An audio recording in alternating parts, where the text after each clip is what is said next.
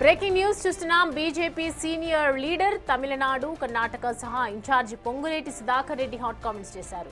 సొంత పార్టీపైనే అసంతృప్తి వ్యక్తం చేశారు. తన ప్రోటోకాల్ ఏంటో తనకే తెలియదంటూ కీలక వ్యాఖ్యలు చేశారు. ఆయన తనకు కొంచెం టైం ఇస్తే బాగుండు కాదా అంటూ చెప్పుకొచ్చారు. ప్రజా వంచన పేరుతో హైదరాబాద్ ఇందిరా పార్క్ లో మహాధర్నాలో ఈ కామెంట్స్ చేశారు. ఒక కార్యకర్తగా విష్ చేసి వెళ్తామని వచ్చినట్లు తెలిపారు. టైం ఇవ్వలేదు కాబట్టి స్విచ్ తొందరగా ముగిస్తున్నట్లు చెప్పారు. ఇక అధ్యక్షుడు ఎవరున్నా మనం మర్యాద ఇవ్వాల్సిందేనన్నారు సుధాకర్ రెడ్డి.